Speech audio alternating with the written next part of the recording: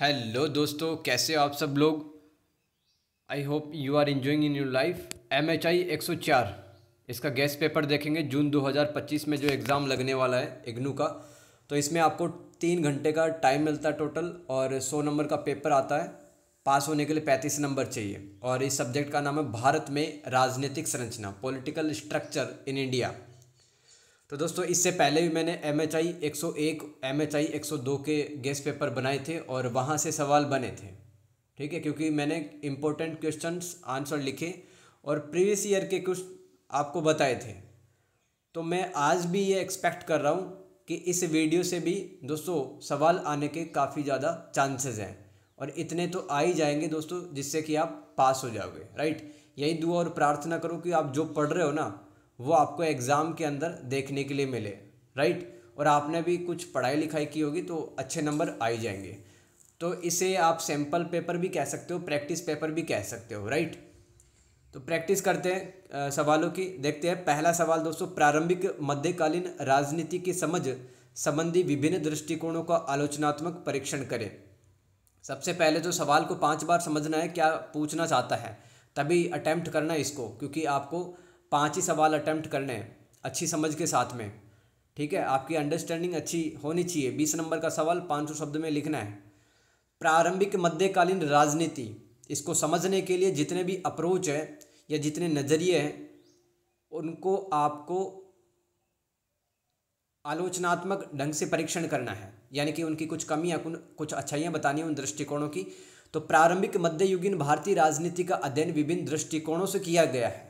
दृष्टिकोण यानी कि अप्रोच या नज़रिया, जिससे आप प्रारंभिक मध्य युग की पॉलिटिक्स समझ सकते हो, जिसमें प्रत्येक दृष्टिकोण अपनी अलग अलग प्रकृति रखता है और अलग अलग नज़रिया प्रस्तुत करता है। पहला अप्रोच या पहला दृष्टिकोण है दोस्तों सामंतवाद, फ्यूडलिज्म इसको कहते हैं, सामंतवाद दृष्टिकोण। तो 20वीं सदी के मध्य में प्रचलित इस मॉडल ने प्रारंभिक मध्यकाल को एक केंद्रीकृत, यानी कि दोस्तों जो शक्तियों का संग्रह था, यानी कि पावर्स वो राजा के पास हुआ करती थी।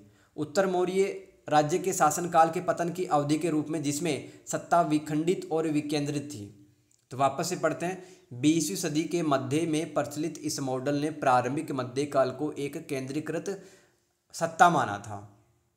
ठीक है, यानी कि जो शक्तियाँ थी वो राजा के पास ही हुआ करती थी। उत्तर मौर्य राज्य के शासनकाल को, यानी कि मौर्य राज्य का जब पतन हुआ उसके बाद में जो टाइम स्टार्ट होता है, उत्तर मौर्य राज्य उनको कहेंगे। ठीक है, जो राज्य स्थापित हो रहे थे मौर्य राज्य के बाद में, तो इसमें सत्ता विखंडित और विकेंद्रित थी। धार्मिक हस्तियों और अधिकारियों को भूमि अनुदान, सामंतों की बढ़ती शक्ति, शहरी केंद्रों व व्यापार में गिरावट और सिक्कों की कमी से पता चलता है कि केंद्रीय सत्ता कमजोर हो रही थी। तो कहने का मतलब है कि जब मौर्य वंश का पतन हो गया, जब प्रारंभिक मध्ययुगीन समय चल रहा था, तब दोस्तों ये जो धार्मिक हस्तियां, यानी कि जितने भी धर्म से संबंधी जो काम करवाते समाज के अंदर, जैसे कि ब्राह्मण, इनको भूमि अनुदान दिए गए, सामंतों की शक्तियां बढ़ गई। सामंत कौन होता था? जिसको जो नोबल वर्ग है, यानी कि जो कुलीन वर्ग है, इसको ज़मीन देता था, बदले में ये कुलीन वर्ग को सैन्य सहायता व अन्य प्रकार की सेवाएं उपलब्ध करवाता था। जब सामंत ये देखता था कि जो केंद्र में सत्ता है वो कमज़ोर हो रही है, तो सामंत अपने आप को स्वतंत्र कर देता था। इस तरह से सामंतों की शक्तियाँ बढ़ गई, शहरी केंद्रों का और व्यापार में गिरावट आ गई और सिक्कों की कमी से पता चलता है कि केंद्र सत्ता कमज़ोर हो रही थी। इस दृष्टिकोण के जो समर्थक है दोस्तों इतिहासकार DD कोशाम्बी और RS शर्मा है। इसकी आलोचना है, यानी कि दोस्तों ये जो सामंतवादी दृष्टिकोण है इसकी क्रिटिसिज्म देखते हैं क्या कमी है। यह जटिल राजनीतिक परिदृश्य, यानी कि कॉम्प्लेक्स पॉलिटिकल लैंडस्केप को अति सरलीकृत, यानी कि ओवर सिंप्लीफाइड कर देता है। यानी कि दोस्तों बहुत ही ज़्यादा जटिल एक राजनीतिक माहौल बन चुका था। ठीक है, शक्तियाँ अलग अलग लोगों के पास में चली गई थी, व्यापार भी है उसमें भी गिरावट आई, सिक्कों की कमी भी आई, तो यह सब नहीं बता पाता है। तथा यह राजनीतिक संगठन के अन्य रूपों को नज़रअंदाज कर देता है, यानी कि राजनीतिक संस्थाएं थी वो किस तरह से कमज़ोर हो रही थी और जो राजनीति थी क्षेत्रों की वो किस तरह से आगे बढ़ रही थी या उसका पतन हो रहा था। ठीक है, तो इन सबको नज़रअंदाज कर देता है यह दृष्टिकोण। यह दृष्टिकोण संपूर्ण भारत में एक समान रूप से लागू नहीं हो सकता था। यानी कि दोस्तों ऐसा नहीं है कि हर जगह सामंत है उन्होंने अपनी शक्तियाँ बढ़ा ली थी। कहीं ना कहीं तो ये जो कुलीन वर्ग थे इनके कंट्रोल में थे सामंत, और कहीं कहीं पर व्यापार भी सही चल रहा था। तो पूरे भारत में ये दृष्टिकोण लागू नहीं किया जा सकता है। यह आर्थिक कारकों पर बहुत अधिक ध्यान केंद्रित करता है, जबकि राजनीतिक जीवन के अन्य पहलों की उपेक्षा या नज़रअंदाज उनको कर देता है। सामंतवादी दृष्टिकोण पढ़ लिया। आगे चलते हैं खंडीय राज्य मॉडल, सेगमेंटरी स्टेट मॉडल। यह मॉडल जिसे अक्सर दक्षिण भारत में लागू किया जाता है, यह बताता है कि संप्रभुता एकात्मक नहीं थी बल्कि खंडित और अस्थिर थी। यानी कि दोस्तों कोई भी मतलब राजा अपने आप से स्वतंत्र निर्णय नहीं ले पाता था, कहीं ना कहीं उसके निर्णय प्रभावित होते थे दूसरे लोगों से। यह शासक वंशों की भूमिका, सामाजिक गतिशीलता और राजवंशों के चक्रीय उत्थान और पतन पर जोर देता है। तो आप जानते हैं कि दोस्तों जब मौर्य काल का पतन हुआ तब बहुत सारे ऐसे राजवंश आ गए थे, जैसे कि शुंग, कण्व, ये सब बहुत सारे ऐसे राजवंश थे। तो इनका जन्म भी हो रहा था, इनका पतन भी जल्दी हो रहा था। सामाजिक गतिशीलता का मतलब है दोस्तों अब समाज के अंदर अंतःक्रिया बढ़ेगी।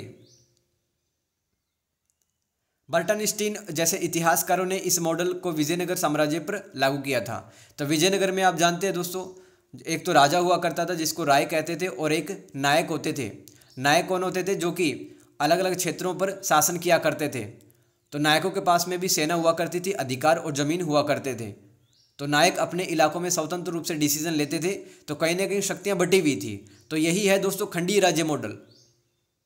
आलोचना इस सिद्धांत की, यद्यपि यह कुछ क्षेत्रों में राजनीतिक संरचनाओं की परिवर्तनशीलता को समझने के लिए उपयोगी है कि किस तरह से राजनीति अब बदल रही थी, उनको तो बताता है, लेकिन संपूर्ण प्रारंभिक मध्यकाल में इसकी प्रयोज्यता यानी कि इसकी जो एप्लीकेबिलिटी है पर बहस होती है। यानी कि पूरे भारत में क्या इसको लागू किया जा सकता था?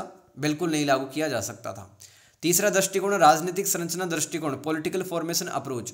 तो यह दृष्टिकोण समय के साथ राजनीतिक अवधारणा यानी कि जनरल आइडिया या सोच, संस्थाओं और प्रथाओं यानी कि जो परंपराएं हैं के विकास का पता लगाता है यह दृष्टिकोण, तथा परिवर्तनों और निरंतरताओं पर प्रकाश डालता है। देखो इस दृष्टिकोण में हम किसी क्षेत्र अथवा राज्य में हुई कोई ऐतिहासिक घटना का उसकी राजनीति पर क्या प्रभाव पड़ा यह समझ सकते हैं। यानी कि किसी भी इलाके में इतिहास के अंदर अगर जाएं अपन, तो किसी भी इलाके में कोई ऐतिहासिक घटना हुई है तो उस घटना के कारण उस राज्य की राजनीति पे क्या प्रभाव पड़ा है ये हमें बताता है राजनीतिक संरचना दृष्टिकोण। अब तो याद हो गया होगा। आगे चलते हैं। यह हमें मध्यकाल की राजनीतिक संरचनाओं की विविधता को समझाता है। इस सिद्धांत की आलोचना देख लो। ऐतिहासिक घटना के स्रोत संदिग्ध होने पर तात्कालिक परिस्थितियों में राजनीति को अच्छे से नहीं समझा जा सकता है। तो देखो अगर आपको 1000 साल पहले का इतिहास अगर लिखने के लिए दे दिया जाए तो आप किताबों का सहारा तो लेगो। मान लो किताबी संदिग्ध है, अपने आप में डाउटफुल है, तो वो इतिहास दोस्तों आप गलत लिखोगे और आप उन परिस्थितियों की जो वहाँ पे राजनीति चल रही थी उनको अच्छे से एक्सप्लेन नहीं कर पाओगे अपने लेखन के अंदर। तो ये थे 3 दृष्टिकोण, आपको याद रखना है। राजनीतिक संरचना दृष्टिकोण, दूसरा है खंडीय राज्य मॉडल, सेगमेंटरी स्टेट मॉडल, और पहला था सामंतवाद दृष्टिकोण। ठीक है, क्या सवाल आ सकता है? प्रारंभिक मध्यकालीन राजनीति के समझ को अगर आपको बढ़ाना है तो अलग अलग दृष्टिकोण कौन कौन से हैं। क्वेश्चन नंबर 2, तमिलकम में मुखिया तंत्र के विकास की प्रकृति तथा पैटर्न का विश्लेषण कीजिए। दोस्तों तमिलकम को अपन एक ज्योग्राफिकल एरिया बोल सकते हैं, एक भौगोलिक क्षेत्र था तमिलकम, जिसके अंदर आज का कर्नाटक, आज का तेलंगाना, आंध्र प्रदेश, तमिलनाडु, केरल ये आया करते थे, और कहीं ना कहीं श्रीलंका भी इसमें तमिलकम में शामिल हुआ करता था। ठीक है, तो एक ज्योग्राफिकल एरिया है, एक भौगोलिक ये क्षेत्र है तमिलकम। तो यहाँ पे जो मुखिया तंत्र है यानी कि जो चीफ डोम्स है उसका विकास कैसे हुआ ये सब आपको कुछ लिखना है, क्या विशेषताएं थी। तो तमिलकम में मुखिया तंत्र की विशेषता एक पदानुक्रमित सामाजिक संरचना थी जिसमें सरदारों के पास काफ़ी शक्तियाँ होती थी। सरदार यानी कि चीफ, जो भूमि और संसाधनों पर नियंत्रण रखते थे। तो पदानुक्रमित सामाजिक संरचना का क्या मतलब है दोस्तों? तमिलकम जो क्षेत्र था इसमें अलग अलग अधिकारी होते थे, उनकी अलग अलग कर्तव्य और जिम्मेदारियाँ थी, ठीक है। और सबसे ज़्यादा जो शक्ति थी वो सरदारों के पास में हुआ करती थी, चीफ के पास में हुआ करती थी। और इन्हीं की व्यवस्था को अपन चीफ डॉम्स या मुखिया तंत्र कहते हैं। तो प्रारंभिक चरण और सामाजिक संरचना देख लो। प्रारंभिक तमिल प्रमुखताएं जनजातीय समाजों से उभरी, यानी कि दोस्तों अगर हम बात करें 0 ईस्वी से पहले तमिल कम क्षेत्र के अंदर, तो वहाँ पर जनजातीय समाज रह रहे थे, तो वो रिश्तेदारी और वंश के आधार पर उनका समाज चलता था और संसाधनों पर भी अधिकार उसी हिसाब से होता था।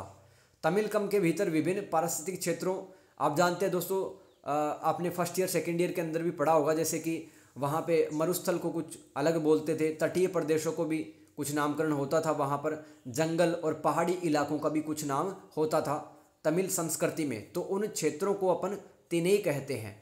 तो हर तिनई की एक विशिष्ट निर्वाह पैटर्न था, यानी कि अगर कोई रेगिस्तान के अंदर रह रहा है तो अलग तरह से जीवन जिएगा, अगर कोई तटीय प्रदेश कोस्टल एरियाज में रह रहा है अलग तरह से लाइफ को सर्वाइव करेगा। और सामाजिक संरचना को जन्म दिया जिससे प्रमुखों ने शक्ति हासिल की। तो देखो तमिल कम क्षेत्र में अलग अलग इलाके थे, वहाँ पर अलग अलग जनजातीय समाजों से कुछ सरदारों का जन्म हुआ, उन्होंने शक्ति हासिल की। मुखियाओं के पास अलग अलग, मुखिया यानी कि सरदार के पास अलग अलग स्तर की शक्ति होती थी, जिसमें स्थानीय नेता से लेकर शक्तिशाली शासक तक शामिल थे। मुखिया को रिश्तेदारी समूह के प्रतीक के रूप में देखा जाता था, यानी कि हर एक मुखिया अपने रिश्तेदारी या अपने वंश का प्रतिनिधित्व या उसको रिप्रेजेंट करता था। बाद की राज्य संरचनाओं के विपरीत प्रारंभिक प्रमुखताएं नियमित कराधान के बजाय स्वैच्छिक योगदान या सामूहिक उपहारों पर निर्भर रहती थी। यानी कि जो तमिल कम क्षेत्र था ना, तो उसका मैनेजमेंट कैसे चलता था, उनके शाही खजाने में कहाँ से पैसा आता था, कोई गिफ्ट दे देता था उनको, सामूहिक उपहार, यानी कि उस समय गिफ्ट वगैरह दे दिया करते थे। और किसी की अगर खुद से इच्छा है तो भी वो कुछ पैसे वगैरह दे दिया करता था। लेकिन दोस्तों कोई ऐसा टैक्सेशन सिस्टम नहीं था कि भू राजस्व से वहाँ खजाने के अंदर पैसे आ रहे हैं, ठीक है। विकास और समेकन, यानी कि विकास आप जानते हैं डेवलपमेंट, और समेकन का मतलब होता है इंग्लिश के अंदर कंसोलिडेट करना। तो सरदारों ने भूमि, कृषि उपज और व्यापारिक मार्गों पर नियंत्रण करके अपनी शक्ति को मजबूत किया। जैसे जैसे सरदारी बढ़ी, उनकी बस्तियां महत्वपूर्ण प्रशासनिक और व्यापार केंद्रों के रूप में विकसित हुई, जहां सरदारों ने धन के पुनः वितरण में भूमिका निभाई। यानी कि दोस्तों तमिल कम की जो अर्थव्यवस्था है, इसके अंदर जो सरदार थे ये इंपॉर्टेंट रोल प्ले कर रहे थे। लौह संसाधनों पर नियंत्रण ने कुछ सरदारों द्वारा राजनीतिक प्रभुत्व स्थापित करने में भूमिका निभाई। आप जानते हैं दोस्तों, लौह संसाधन पर जिसका दबदबा होगा वो सेना रख सकता है, वो अच्छी खेती करवा सकता है, अगर किसी के पास में लौह संसाधन है तो। संसाधन प्राप्त करने और अपने प्रभाव का विस्तार करने के लिए सरदार अक्सर छापे और युद्ध में संलग्न यानी कि इंगेज रहा करते थे, है ना। मतलब ऐसे जैसे कि जो मराठा थे, जिस तरह से युद्ध पद्धति उनकी थी, वैसे ही उसी तरीके से ये युद्ध वगैरह किया करते थे, छापा युद्ध, जिसके परिणाम स्वरूप अधिक शक्तिशाली सरदारों का उदय हुआ। मूवेंद्र और राज्य गठन, दोस्तों ये मूवेंद्र का मतलब होता है 3 प्रमुख, ठीक है। मूवेंद्र मतलब 3 प्रमुख, तो कौन कौन से, चेर, चोल, पांडे, इन तीनों को मिलाकर के मूवेंद्र कहा जाता था। मूवेंद्र एक तमिल लैंग्वेज का वर्ड है। तो तमिल कम में प्रमुख सरदारों के रूप में ये मूवेंद्र उभरे। मूवेंद्र यानी कि जो 3 प्रमुख हैं, चेर, चोल, पांडे। प्रशासनिक संरचनाओं के विकास के साथ साथ विशाल भूभाग, संसाधनों और सैन्य शक्ति पर मूवेंद्रों के नियंत्रण ने राज्य निर्माण की दिशा में एक परिवर्तन को चिन्हित किया। यानी कि दोस्तों धीरे धीरे जो चेर, चोल, पांडे हैं, इन्होंने भी मतलब अपनी शक्ति को बढ़ाया, अलग अलग हिस्सों पर अपना दावा व्यक्त किया और अपनी सेनाएं रखना इन्होंने स्टार्ट कर दी। मूवेंद्र का उदय तमिल वीर साहित्यिक परंपरा के उद्भव से निकटता से जुड़ा है, जिसमें उनकी शक्ति और उपलब्धियों का जश्न मनाया जाता है। यानी कि दोस्तों जो संगम युग में जो संगम साहित्य लिखा गया, उसके अंदर मूवेंद्र जो थे, इनकी वीरता का प्रशंसा की गई है। मुख्य विशेषताएं देख लो इस मुखिया तंत्र की, चीफ डॉम्स की। सरदारों ने अपने क्षेत्रों में संसाधनों और धन के पुनः वितरण में भूमिका निभाई। प्रमुख अथवा चीफ लोग अपने बुजुर्गों की सभाओं से परामर्श लेते थे। यानी कि जो सरदार लोग थे ये अपने बड़े बूढ़ों से सलाह लिया करते थे कोई भी डिसीजन लेने से पहले। युद्ध और अनुष्ठान सरदारों के अधिकार को वैध बनाने हेतु आयोजित करवाए जाते थे। जिस तरह से वैदिक काल के अंदर जो राजा अनुष्ठान और यज्ञ करता था पुरोहित की सहायता से, वैसे ही ये युद्ध और अनुष्ठान क्या करते थे ताकि इनकी सत्ता को मान्यता मिले। बाजार के अंदर जिसको नगरम कहते हैं, और मंदिर नगर जैसे कि कुड्डामुक्कू, पलायियारी महत्वपूर्ण हो गए, जो समाज की बढ़ती जटिलता को दर्शाते हैं। तो धीरे धीरे व्यापार का विकास हुआ और मंदिरों के अधीन भी कृषि भूमि आई। मंदिरों में भी बहुत सारे ऐसे कार्य होते थे, जैसे कि धार्मिक कार्यों को संपन्न करवाना। मंदिरों ने भी अर्थव्यवस्था में योगदान अपना दिया था। आगे चलते क्वेश्चन नंबर 3, मौर्य राज्य की प्रकृति पर चर्चा करें। बार बार रिपीट होता है दोस्तों सवाल, और इस बार भी रिपीट हो सकता है। मौर्य राज्य की प्रकृति, nature of Mauryan empire. Maurya साम्राज्य जो प्राचीन भारत में 322 ईसा पूर्व से 185 ईसा पूर्व तक फला फूला। इसकी केंद्रीकृत प्रशासन, यानी कि दोस्तों सबसे ज़्यादा जो पावर्स होती थी राजा के पास होती थी, ठीक है, शक्तियाँ सारी राजा के पास इकट्ठा हुआ करती थी। सेंट्रलाइज्ड इनका एडमिनिस्ट्रेशन था, मजबूत सेना और सामाजिक कल्याण और नैतिक शासन पर जोर देने की विशेषता थी। नैतिक शासन का मतलब है जैसे कि राजा अशोक ने कलिंग युद्ध के बाद में धम्म नीति अपनाई थी, यानी कि जानवरों को मारना अपराध होगा उसके राज्य में, राइट, पेड़ पौधों की रक्षा करनी होगी। तो ये नैतिक शासन था। यह भारतीय उपमहाद्वीप के एक बड़े हिस्से को एक ही शासन के तहत एकीकृत यानी कि इंटीग्रेटेड करने वाला पहला साम्राज्य था। इंडियन सब कॉन्टिनेंट में दोस्तों बहुत सारे इलाके हैं वो मौर्य राज्य के अंतर्गत आया करते थे। इनका केंद्रीय प्रशासन देखते हैं। मौर्य प्रशासन अत्यधिक केंद्रीकृत था, जिसके शीर्ष पर यानी कि टॉप पर सम्राट होता था और उसके पास सर्वोच्च सत्ता होती थी। मंत्री परिषद के नाम से जाने वाली एक मंत्री परिषद सम्राट की सहायता करती थी, यानी कि जो मंत्री परिषद के जो नेता हुआ करते थे वो रोजमर्रा के कार्यों में राजा का सहयोग किया करते थे। साम्राज्य को प्रांतों में विभाजित कर दिया गया, जिसमें से प्रत्येक पर एक राजकुमार अथवा शाही परिवार का सदस्य शासन करता था। अधिकारियों का एक जटिल नेटवर्क था। देख लो, मौर्य साम्राज्य में तीर्थ किसे कहते थे? उच्च पदस्थ अधिकारी को, सबसे बड़ा अधिकारी। अध्यक्ष किसे कहते हैं? जो कि आर्थिक और सैन्य कार्यों वाले अधिकारी होते थे। अमात्य, ये प्रशासनिक और न्यायिक कार्य किया करते थे। युक्त, ये अधीनस्थ अधिकारी यानी कि सबऑर्डिनेट ऑफिसर, यानी कि एक बड़े अधिकारी के नीचे काम करते थे युक्त। और राजू कौन होते थे? भूमि माप के प्रभारी अधिकारी। जमीन का लेखा जोखा करना, जैसे कि आज पटवारी और लेखाकार करते, वैसे ही राजू हुआ करता था मौर्य साम्राज्य में। प्रशासन में कानून और व्यवस्था को कराधान यानी कि कर लगाने की जो प्रक्रिया है, टैक्सेशन सिस्टम, और लोक कल्याण पहल की एक परिष्कृत प्रणाली यानी कि सोफिस्टिकेटेड सिस्टम मौर्य साम्राज्य में था। इनके पास में मजबूत सेना थी दोस्तों। मौर्य साम्राज्य के पास एक बड़ी और शक्तिशाली सेना थी जो कि उसके विशाल क्षेत्र पर नियंत्रण बनाए रखने, आंतरिक व बाह्य खतरों से निपटने के लिए अत्यंत आवश्यक थी।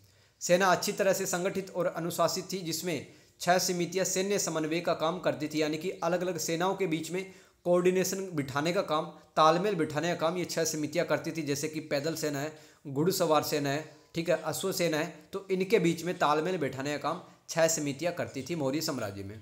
आगे चलते हैं, सामाजिक कल्याण और नैतिक शासन पे जोर। ठीक है, आ रहा समझ में सबको? यहाँ तक नहीं आ रहा दोस्त तो आप एक बार और वीडियो देख लेना, 2-4 बार वीडियो देख लो, टाइम है आपके पास में।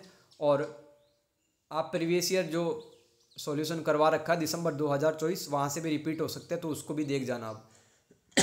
ठीक है, और यार अगर कंटेंट आपको पसंद आ रहा है, ठीक है, मेहनत को आप अप्रिशिएट कर सकते हो कमेंट करके। ठीक है, एक बढ़िया सा कमेंट करोगे तो इस वीडियो की रीच बढ़ेगी और मोटिवेशन मिलता है। ठीक है, अशोक के शासन में साम्राज्य में सामाजिक कल्याण, न्याय और नैतिक शासन पर अधिक जोर दिया गया। नैतिकता का मतलब क्या होता है? आपके एथिकल वैल्यूज़ क्या हैं, क्या सही है और क्या गलत है, वो नैतिक शासन कहलाता है। अशोक के शिलालेख ने अहिंसा, धार्मिक सहिष्णुता और सामाजिक सद्भाव के सिद्धांत को बढ़ावा दिया। शिलालेख यानी कि किसी भी कठोर सतह पर राजा कुछ आदेश पारित करके जनता तक पहुंचाया करता था, उसको शिलालेख कहते हैं। ये पत्थरों पर, तांबे की पट्टियों पर लिखवाए जाते थे। अहिंसा यानी कि नॉन वायलेंस, है ना, किसी को मन से और शरीर से पीड़ा न देना। धार्मिक सहिष्णुता का मतलब सभी धर्मों का सम्मान करना और उनको संरक्षण देना। सामाजिक सद्भाव यानी कि सोशल हार्मोनी का मतलब है समाज के अंदर जितने भी लोग हैं उनके अंदर भाईचारे की भावना बढ़ाना। मौर्य प्रशासन ने सड़कों, सिंचाई प्रणालियों और सार्वजनिक भवनों सहित बुनियादी ढांचे के विकास पर भी ध्यान केंद्रित किया था। आर्थिक गतिविधियां देख लो तो किसी भी दोस्तों आप सातवाहन की प्रकृति पूछ सकते हैं, आपके मुगलों की प्रकृति पूछ सकते हैं, मुगल राज्य की प्रकृति, तो उसके अंदर यही सब आता है, प्रशासन, अर्थव्यवस्था, सेना, ये सब। आर्थिक गतिविधि देखते हैं। मौर्य अर्थव्यवस्था का मुख्य आधार कृषि था तथा भूमि का एक महत्वपूर्ण भाग राज्य के स्वामित्व में था, यानी कि जमीन का जो बड़ा हिस्सा है वो मौर्य राज्य के कंट्रोल में आया करता था सीधे सीधे। राज्य द्वारा व्यापार विनियमन का मतलब होता है नियमों के तहत संचालित करना, और बुनियादी ढांचे के विकास में भूमिका निभाने से आंतरिक और अंतर्राष्ट्रीय दोनों स्तरों पर व्यापार फला फूला था। बुनियादी ढांचे का मतलब है कि भाई सड़क मार्गों का विकास करना, ठीक है, ये सब। तक्षशिला जैसे शहरी केंद्रों को अपने सिक्के जारी करने और अपने मामलों का प्रबंधन करने में स्वायत्तता थी उस समय। स्वायत्तता यानी कि स्वतंत्रता। तक्षशिला आप जानते हैं कि विद्या अध्ययन का एक महत्वपूर्ण केंद्र था भारतीय उपमहाद्वीप का ये, ठीक है, जिसको विदेशी आक्रांताओं ने फिर तहस नहस कर दिया। अब मौर्य साम्राज्य में गिरावट आएगी दोस्तों, डिक्लाइन। अब देखेंगे अशोक की मृत्यु के लगभग 50 सालों बाद मौर्य साम्राज्य का पतन हो गया, जिसके पीछे कमजोर उत्तराधिकारियों, वित्तीय परेशानियों और बाहरी आक्रमणों जैसे कारण थे। शकों और हूणों का आक्रमण होने लगा था भारत में, ठीक है, इसलिए दोस्तों मौर्य साम्राज्य उसका पतन हो गया। क्वेश्चन नंबर 4, 18वीं शताब्दी संबंधी वाद विवाद पर एक आलोचनात्मक टिप्पणी लिखने हैं। दोस्तों ये सवाल लगभग हर बार आता है और इस बार भी रिपीट हो सकता है, क्योंकि दिसंबर वाले पेपर में ये नहीं पूछा गया था। 18वीं शताब्दी के अंदर दोस्तों कुछ लोग बोल रहे थे कि मुगल साम्राज्य है उसका पतन हो गया, ये अंधकार का युग है, कुछ भी नहीं हुआ भारत में, ना कला साहित्य के अंदर विकास हुआ। जबकि कुछ इतिहासकार बोलते हैं नहीं, 18वीं शताब्दी का जो टाइम था ना उसके अंदर व्यापार भी हो रहा था, ठीक है, और कुछ इलाके हैं वो विकसित भी हो रहे थे। तो ऐसे डिबेट चलती है हिस्टोरियंस के बीच में, इतिहासकारों के बीच में, वही आपको बताना है इसके अंदर। और ये सवाल घुमा फिरा के पूछ सकता है, आप तो बस इन वर्ड्स को पकड़ लेना वहाँ पे कि 18वीं शताब्दी आ जाए, वाद विवाद आ जाए, बस यही, ठीक है, 2-3 शब्द। तो 18वीं सदी भारतीय इतिहास में एक महत्वपूर्ण अवधि या समय काल था। यह वह समय था जब मुगलों का पतन हो रहा था तथा अंग्रेजों ने सत्ता अपने हाथों में ले ली थी। बक्सर और प्लासी के युद्धों में आप जानते हैं कि भारतीय राजाओं को हरा दिया था अंग्रेजों ने, और राजनीतिक और आर्थिक रूप से कंट्रोल कर लिया था अंग्रेजों ने भारत पर। लंबे समय तक 18वीं सदी को राजनीतिक विघटन यानी कि राजनीति का लगातार पतन होता चला गया, आर्थिक गिरावट, युद्ध, अव्यवस्था, अंधकार का युग माना गया है 18वीं शताब्दी को लंबे समय तक। हाल ही के नए अध्ययनों के अनुसार केवल कुछ क्षेत्रों में राजनीतिक आर्थिक गिरावट आई थी, जबकि अन्य जो क्षेत्र थे दोस्तों वो सांस्कृतिक सामाजिक रूप से फल फूल रहे थे, वहाँ पे कोई गिरावट नहीं थी। 18वीं सदी के उत्तरार्ध यानी कि दोस्तों मैं यहाँ पे बात कर रहा हूँ 1750 के बाद में भारत का दक्षिण पूर्व एशियाई देशों के साथ व्यापार चलता रहा। विद्वानों ने 18वीं शताब्दी पर बहस के दौरान कुछ सिद्धांत दिए, जैसे कि पतन का सिद्धांत, याद कर लो दोस्तों, रट लो इसको, पतन का सिद्धांत, पतन यानी गिरावट। औपनिवेशिक इतिहासकार जेम्स मिल ने 18वीं सदी को अंधकार से युक्त माना है। क्यों माना है? क्योंकि कुछ भी प्रोग्रेस नहीं हुई। राष्ट्रवादी लेखकों के अनुसार जो भारत के थे, अगर भारत में अंधकार का युग नहीं होता तो उपनिवेशवाद यहाँ संभव नहीं होता, ये राष्ट्रवादी लेखक कह रहे हैं। जादूनाथ सरकार के अनुसार औरंगजेब की दोषपूर्ण नीतियों के कारण ही मराठा, सिख और जाटों ने विद्रोह करना शुरू कर दिया था। औरंगजेब की नीतियों के कारण यह मुस्लिम रूढ़िवादिता के खिलाफ एक हिंदू प्रतिक्रिया थी, यानी कि औरंगजेब ने धार्मिक जो भावनाएं थी हिंदू की उनको आहत किया, काफ़ी सारे मंदिर है उनको तहस नहस किया, काफ़ी लोगों को कन्वर्ट भी किया, राइट, क्योंकि औरंगजेब ने हिंदू के विरुद्ध भेदभावपूर्ण धार्मिक नीतियां अपनाई थी। तो औरंगजेब के बाद में अयोग्य शासक आए, जिसकी वजह से मुगल साम्राज्य में अनुचित प्रशासनिक, धार्मिक, राजनीतिक नीतियां अपनाई गई, इससे मुगलों का निरंतर पतन हो गया। विलियम इरविन के अनुसार उत्तरवर्ती मुगल सम्राटों के नैतिक पतन व चरित्र में गिरावट आई। अब उत्तरवर्ती मुगल सम्राट का मतलब क्या? औरंगजेब के बाद में जितने भी मुगल सम्राट आए वो उत्तरवर्ती मुगल सम्राट कहलाते हैं। उनका नैतिक पतन यानी कि उनका कैरेक्टर है दोस्तों वो भी ऐसे ही हो रहा था, ठीक है, ढीला ढाला। जैसे कि एग्जाम्पल देखो आप कि जो राजा थे वो जो मुर्गे होते हैं उनकी लड़ाई वगैरह देखा करते थे, ठीक है। अब एक राजा मुर्गे की लड़ाई देखेगा तो फिर अपने राज्य को कैसे संभालेगा? आप जान सकते हो उसका नैतिक पतन हो रहा है, उसका चरित्र में गिरावट आ रही है, जिससे मुगलों का पतन हुआ। सतीश चंद्र और इतिहासकार इरफान हबीब के अनुसार मुगलों की राजस्व संग्रह प्रणाली कमजोर हुई थी, क्योंकि मुगल सूबे मतलब प्रांत या स्टेट, मुगल सूबों में जागीरदारी संकट पैदा हुआ है ना, जागीर की कमी आई। मैं आगे समझाऊंगा जागीरदारी होती क्या है। इससे अनुमानित आय और वास्तविक आय में अंतर आया और मुगल अर्थव्यवस्था चरमरा गई। भाई जागीरदारी होती क्या है? ये जागीरदार से बना है, ठीक है, जागीरदारी शब्द जागीरदार से बना है। तो किसी भी अधिकारी को, चाहे वो सैन्य मामलों का अधिकारी हो या नागरिक मामलों का अधिकारी हो, उसको वेतन ना दे करके, सैलरी ना दे करके उसको किसी ज़मीन का टुकड़ा दे दिया, उसको सेना दे दी, प्लस उसको कह दिया कि भाई राजस्व का कुछ हिस्सा है वो हमें दे देना, तो इसको कहेंगे जागीरदारी प्रणाली। तो जागीरदारी प्रणाली में संकट पैदा हुआ, जिससे कि इकोनॉमी कमज़ोर हो गई और मुगलों का पतन हो गया। अतहर अली ने मुगल पतन का कारण जागीरों की संख्या में कमी होना बताया था। J.F. रिचर्ड के अनुसार जागीरें तो बहुत थी लेकिन अधिकांश जागीरें बंजर थी। तो जो ज़मीन का टुकड़ा बंजर होगा वहाँ पे उपज नहीं होगी और वहाँ से कोई भी पैसा नहीं बनेगा। फिर मार्क्सवादी इतिहासकारों के अनुसार मुगलों का राजनीतिक पतन उनके आर्थिक पतन से जुड़ा हुआ है। नया इतिहास लेखन जो कि मतलब हाल फिलहाल का जो इतिहास लेखन है उसके अंदर क्या सोच है 18वीं शताब्दी को लेकर के हिस्टोरियंस के बीच में। तो इस सिद्धांत के आने से राज्य केंद्रित दृष्टिकोण से ध्यान हटाकर अब सामाजिक व सांस्कृतिक संबंधों पर ध्यान दिया गया। तो पहले क्या होता था, राज्य क्यों पतन में चला गया, राज्य की राजनीति किस तरह से उसमें गिरावट आई, तो राज्य को केंद्र में रख करके सारी बातें की जाती थी। लेकिन अब सामाजिक और सांस्कृतिक जो संबंध उन पर भी ध्यान दिया जाएगा। बार्नेट के अनुसार मुगलों की केंद्रीकृत व्यवस्था थी। औरंगजेब की मृत्यु के बाद यह व्यवस्था कमजोर हुई, परंतु इसका असर कुछ मुगल सूबों पर नहीं पड़ा क्योंकि वे स्वतंत्र रूप से अलग हो गए थे। तो दोस्तों यही वाद विवाद है, यही डिबेट चलता है हिस्टोरियंस के बीच में। ठीक है, तो बार्नेट क्या कहते हैं, भाई सारे मुगल सूबे हैं वो एक समान रूप से प्रभावित नहीं हुए थे।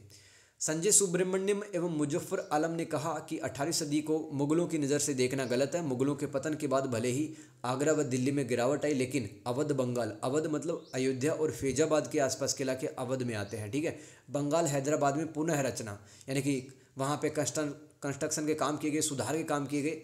अतः इन क्षेत्रों को हम नहीं कह सकते कि सारे ही पिछड़े हुए थे, क्योंकि आप देखो अवध बंगाल हैदराबाद का डेवलपमेंट कर रहे थे, वहाँ के राजा हैदराबाद का निजाम कर रहे थे। तो अतः इन क्षेत्रों में 18वीं सदी का काल परिवर्तनशील का था, यानी कि कहीं पर सुधार का था और कहीं पर गिरावट का था। कैम्ब्रिज स्कूल के C.A. वेली विद्वान के अनुसार मुगलों के पतन को सकारात्मक दृष्टि से देखना चाहिए, क्योंकि कई क्षेत्रीय शक्तियों ने कृषि का विस्तार किया तथा निरंतर प्रगति हेतु ब्रिटिशों के प्रति उन्होंने निष्ठा निभाई थी। संजय सुब्रमण्यम के अनुसार 18वीं सदी को यात्रा, वाणिज्य, संघर्ष और बौद्धिक आदान प्रदान के रूप में देखना चाहिए।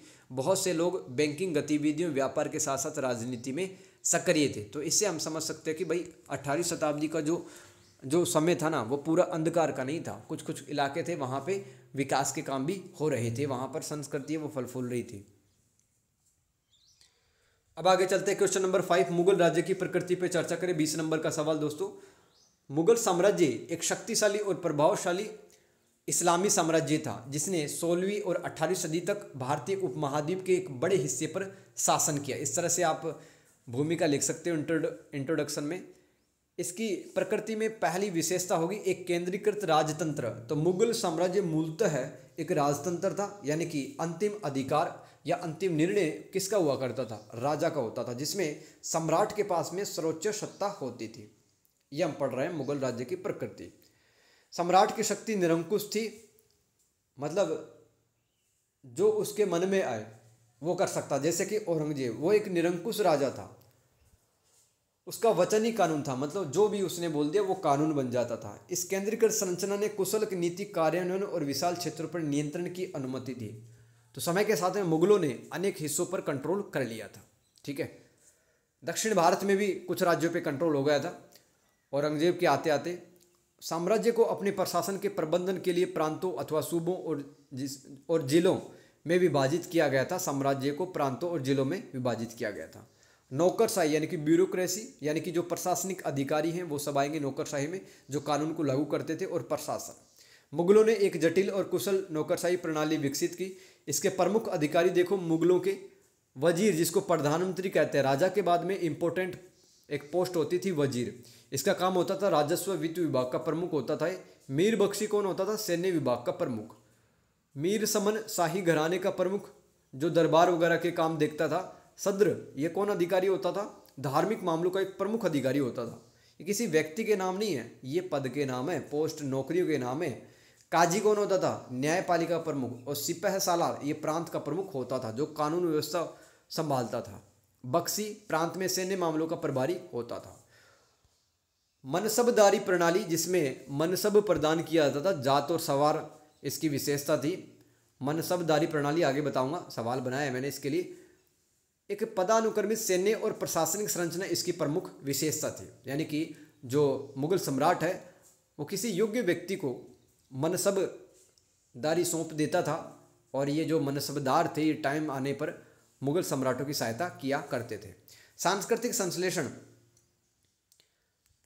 कल्चरल सिंथेसिस, तो मुगल साम्राज्य संस्कृतियाँ संस्कृतियों का एक मिश्रण थी जिसमें फारसी, भारतीय और मध्य एशियाई प्रभावों का सम्मिश्रण था। यानी कि दोस्तों मुगलों ने जो भी आर्ट का काम किया, यहाँ पे क्राफ्ट का काम किया है ना, वास्तुकला आर्किटेक्चर का जो काम किया उसके अंदर उन्होंने फारसी और भारतीय शैलियों का मिश्रण किया है, उनको मिलाया है।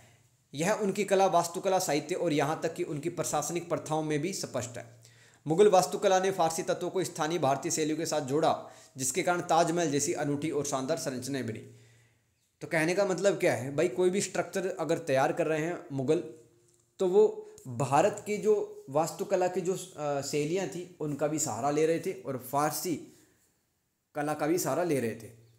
मुगल चित्रकला में धर्मनिरपेक्ष तत्व समाहित थे। धर्मनिरपेक्ष तत्व का मतलब है कि भाई सभी धर्मों से कुछ कुछ थीम वगैरह ले लेते, जैसे कि जैनों के जो मंदिर होते थे वहाँ से कुछ थीम ले ली, हिंदुओं के जो स्ट्रक्चर होते थे, चाहे मंदिर हो चाहे और स्ट्रक्चर हो, वहाँ से भी कुछ थीम ले ली।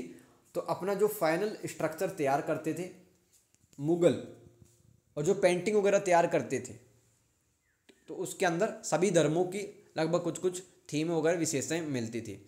धार्मिक सहिष्णुता और संरक्षण।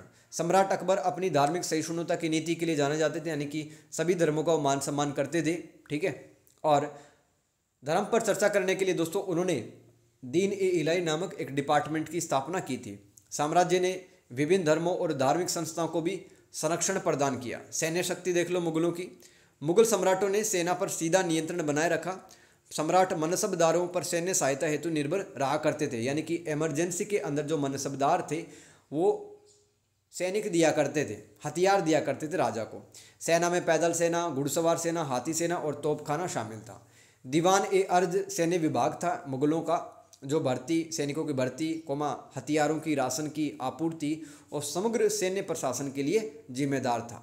आर्थिक समृद्धि देखो, मुगल साम्राज्य अपनी आर्थिक समृद्धि और समृद्ध कृषि क्षेत्र, समृद्ध व्यापार के लिए जाना जाता था।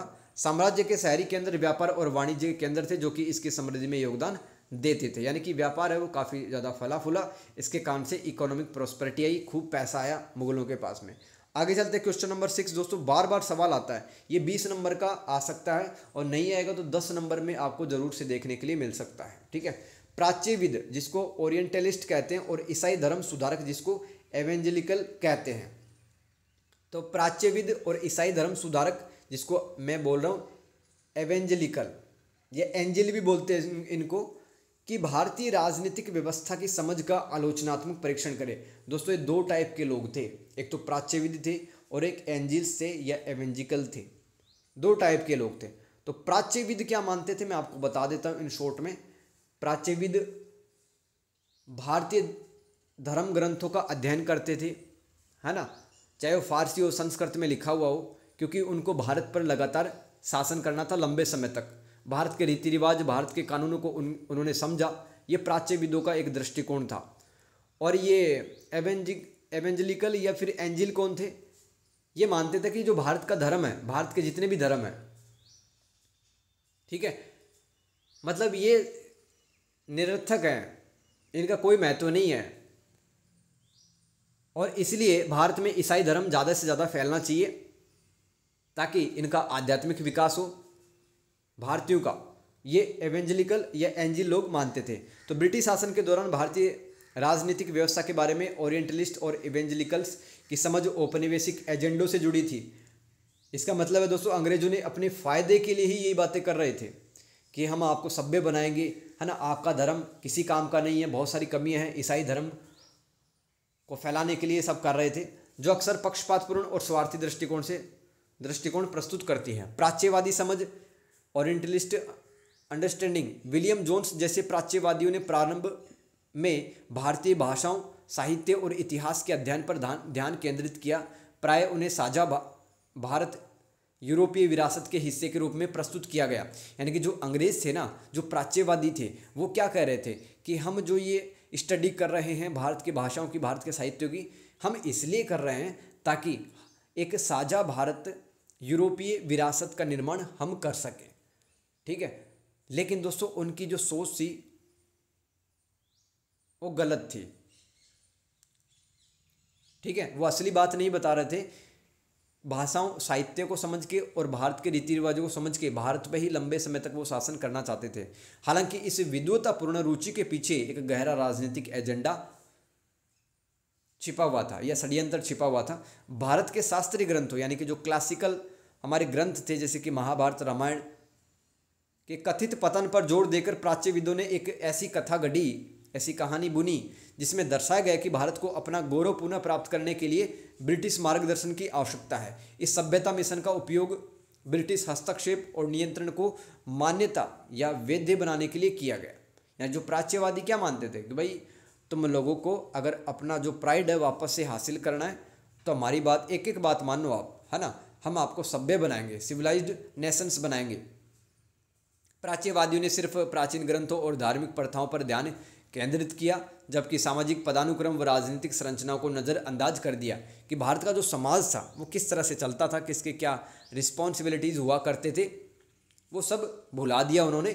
वो तो सिर्फ किताबें पढ़ रहे थे भारत की पुरानी, ताकि वो लंबे समय तक शासन कर पाएं। प्राच्यवादियों द्वारा भारतीय कानून और रीति रिवाज के संबंध में अर्जित ज्ञान का उपयोग औपनिवेशिक प्रशासन की अधिक प्रभावी और कुशल प्रणाली बनाने के लिए किया गया। यानी कि अंग्रेजों को लगा था कि भारत के जो रीति रिवाज है वो समझने चाहिए, है ना, भारत के कानून समझने चाहिए कि यहाँ पर विवाह कैसे होते हैं, तलाक कैसे होते हैं, ठीक है, और इनकी भारतीयों की क्या सोच है। तो क्यों समझ रहे थे? ताकि वो अधिक टाइम तक भारत में रह सकें। एंजिल समझ क्या थी दोस्तों? चार्ल्स ग्रांट जैसे ईसाई धर्मावलंबी यानी कि क्रिश्चियन थे।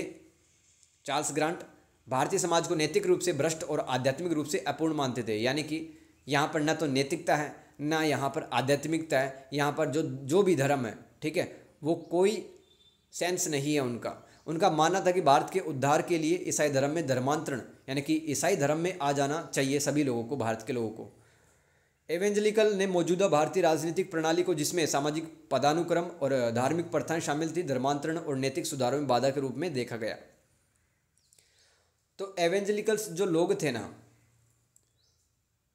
उन्होंने सोचा कि भाई ठीक है, मतलब हम अपनी सोच को फैलाएंगे, लेकिन जिस तरह से भारत का जो समाज है, जिस तरह से यहाँ पर धार्मिक रीति रिवाज हैं, वो हमें रोकेंगे कहीं ना कहीं। उन्होंने मौजूदा सत्ता संरचना को कमजोर करने और धर्मांतरण का मार्ग प्रशस्त करने के साधन के रूप में सती प्रथा उन्मूलन और शिक्षा को बढ़ावा देने जैसे सामाजिक सुधारों की वकालत की थी।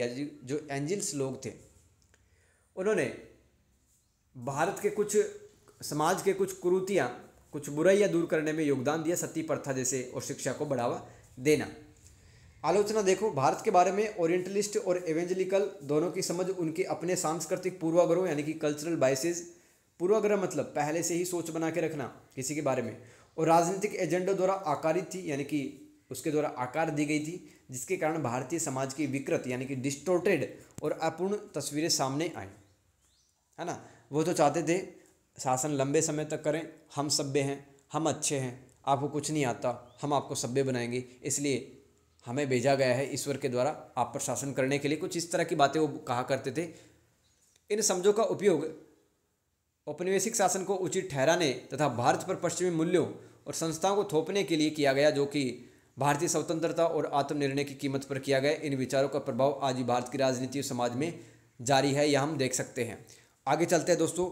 उर नाडु ब्रह्मदेव और नगरम के विशेष संदर्भ में स्थानीय चोल प्रशासन का विश्लेषण करें। दोस्तों रिपीट हो सकता है सवाल, ये 10 नंबर में भी आ सकता है। उर और नाडु क्या है या ब्रह्मदेव और नगरम क्या है, देख लो, ये चोल प्रशासन में आते हैं। ये चोल राजवंश ने स्थानीय प्रशासन की एक परिष्कृत प्रणाली यानी कि एक सोफिस्टिकेटेड सिस्टम विकसित किया, जिसमें अलग अलग लेवल पे अलग अलग अधिकारी होते थे, अलग अलग राजनीतिक इकाइयाँ होती थी, जैसे कि उर नाडु ब्रह्मदेव और नगरम, और इनके अलग अलग काम होते थे। इसी को कहते हैं परिष्कृत प्रणाली, जिसमें उर नाडु ब्रह्मदेव नगरम जैसी प्रमुख इकाइयाँ शामिल थी।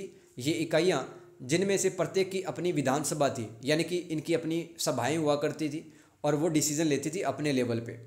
विधानसभा का मतलब यहाँ पे कानून बनते थे, विधान मतलब कानून, जो स्थानीय मामलों, संसाधनों और विवादों का प्रबंधन करती थी, जिससे साम्राज्य की समग्र स्थिरता और समृद्धि में योगदान मिला। उर क्या होता था? उर स्थानीय प्रशासन की मूल इकाई थी, जो अनिवार्यतः ग्राम सभा थी, जो सभी भूस्वामित्व वाले निवासियों का प्रतिनिधित्व करती थी। नाडु क्या थी? नाडु एक उप क्षेत्र था जिसमें कई गांव शामिल थे, जो गांव और बड़े जिले के बीच में आता था। ब्रह्मदेय या ब्राह्मणों को दिए गए कर मुक्त गांव को बताता है, जो कृषि और बौद्धिक जीवन में महत्वपूर्ण भूमिका निभाते थे। यानी कि ब्राह्मणों को जो गांव दिए जा रहे हैं वो ब्रह्मदेय कहलाएंगे। नगरम, यह सभा व्यापारियों और कारोबारियों से बनी थी, जो स्थानीय बाजार को नियंत्रित करते थे, दुकानों और वाणिज्य पर टैक्स लगाते थे, कलेक्ट करते थे। यह व्यापार संबंधी गतिविधियों का संचालन भी करते थे। आगे समझ में निष्कर्ष देखो कि भाई उर है वो गांव के मामलों का प्रबंधन, विवादों को सुलझाने और स्थानीय संसाधनों की देखरेख के लिए जिम्मेदार था। उर ने कर संग्रह और स्थानीय मंदिरों के रखरखाव में भूमिका निभाई। नाडु अपने अधिकार क्षेत्र के अंतर्गत आने वाले गांवों में गतिविधियों का समन्वय या तालमेल बिठाता था। ये भी इसके भी कुछ काम थे। ब्रह्मदेय ने भूमि प्रबंधन और धार्मिक मामलों के प्रबंधन में महत्वपूर्ण भूमिका निभाई। नगरम, व्यापार को विनियमित करने यानी कि नियमों के तहत संचालित करने। वाणिज्य क्या होता है? व्यापार से संबंधित गतिविधियां से संबंधित करों को इकट्ठा करने और बाजार के मामलों का प्रबंध करने के लिए जिम्मेदार थी। कौन? नगरम। क्वेश्चन नंबर 8 दोस्तों आता है सवाल, विजयनगर राज्य की प्रकृति का वर्णन करें। विजयनगर राज्य की प्रकृति जटिल और विवादित है। कुछ इतिहासकार इसे केंद्रीकृत नौकरशाही वंशानुगत राजतंत्र के रूप में देखते हैं, यानी कि सबसे ज़्यादा जो पावर राजा के पास होती थी और राजा अपने अधिकारियों के माध्यम से वहाँ पे शासन करता था। वंशानुगत का मतलब है कि राजा के बाद में जो उसका बेटा होगा वही गद्दी पर बैठेगा। जबकि अन्य इतिहासकार इसे अर्ध स्वायत्त क्षेत्रीय नेताओं के एक ढीले संघ यानी कि लूज एसोसिएशन के रूप में देखते हैं। तो मैंने कहा था ना कि विजयनगर में एक नायक वर्ग हुआ करता था। नायक को अपने इलाकों पर स्वतंत्रता प्राप्त थी, वो शासन कानून बना सकते थे वहाँ पर। तो कुछ शक्ति राजा के पास, कुछ शक्ति नायक के पास, इसलिए कह रहे हैं कि अर्ध स्वायत्त क्षेत्रीय नेताओं का एक ढीला संघ था विजयनगर राज्य। केंद्रीकृत नौकरशाही राजतंत्र, तो नीलकंठ शास्त्री विजयनगर को एक अत्यंत केंद्रीकृत राज्य के रूप में देखते हैं, जिसमें एक मजबूत केंद्रीय सत्ता थी, यानी कि राजा के पास में सबसे ज़्यादा पावर हुआ करती थी। ये कौन बता रहा है? इतिहासकार नीलकंठ शास्त्री जी। आगे चलते वे राजा की भूमिका और नायक कौन होते थे? क्षेत्रीय गवर्नर और प्रांतीय गवर्नर पर उसके नियंत्रण पर जोर देते हैं। प्रशासनिक न्यायिक प्रणालियां तथा राजस्व संग्रह तंत्र बताते हैं कि विजयनगर में केंद्रीकृत संरचना थी। पुर्तगाली यात्री डोमिंगो पायस और नूनीज के विवरण के अनुसार नायक राज्य के एजेंट थे, यानी कि राजा के दरबार में जाते थे, अपने इलाकों का विवरण प्रस्तुत करते थे, है ना, जो भी समस्या है वो सब डिटेल वहाँ पे बताते थे नायक राजा को। और राजा को राय कहा जाता था, जैसे कि कृष्णदेव राय, अच्युत राय, ये सब विजयनगर एम्पायर के महान राजा हुए हैं। आगे है क्षेत्रीय नेताओं का ढीला संघ, loose association of regional leaders. तो कुछ इतिहासकारों का तर्क है या मानना है कि विजयनगर एक विकेंद्रित राज्य था, यानी कि शक्तियाँ बटी हुई थी इसके अंदर, है ना, उच्च स्तर से निम्न स्तर तक, जिसमें अर्ध स्वायत्त क्षेत्रीय नेताओं का ढीला ढाला संघ था। तो इसी का मतलब है दोस्तों, जो नायक थे ना उनके पास में शक्तियाँ थी, वो स्वतंत्र रूप से शासन करते थे, लेकिन राजा के अधीन आते थे, वो राजा की संप्रभुता को स्वीकारते थे। नायकों को पर्याप्त शक्ति और स्वायत्तता प्राप्त थी तथा साम्राज्य उतना केंद्रीकृत नहीं था। वे नायंकर प्रणाली व आयंगार प्रणाली को महत्व देते हैं। दोस्तों, नायंकर प्रणाली आपसे अलग से भी 10 नंबर में सवाल आ सकता है, तो बता देना कि जो नायक थे वो विजयनगर के कुछ हिस्सों में शासन किया करते थे, उनके पास में सेना और जमीन हुआ करती थी, और आपातकालीन स्थितियों में वो राजा की सहायता करते थे। नायंकार प्रणाली थी। आयंगार प्रणाली क्या थी? देखो, विजयनगर साम्राज्य में काफ़ी सारे गांव थे, हर एक गांव के अंदर 12 अधिकारियों को लगाया जाता था, नियुक्त किया जाता था 12 अधिकारियों को। इन 12 अधिकारियों को मिलाकर के आयंगार कहा जाता था। ये 12 अधिकारी हर एक गांव का मतलब कानून व्यवस्था देखते थे, राजस्व संग्रह करते थे। ये आयंगार प्रणाली थी, जहां नायक व आयंगार राजा को विभिन्न प्रकार की सेवा दिया करते थे। विजयनगर में बर्टन स्टीन एक इतिहासकार हैं, इन्होंने विजयनगर साम्राज्य को एक खंडित राज्य के रूप में देखा है, यानी कि बटी हुई शक्तियाँ, जहाँ केंद्रीय सत्ता और क्षेत्रीय स्वायत्तता के बीच में जटिल अंतर संबंध थे।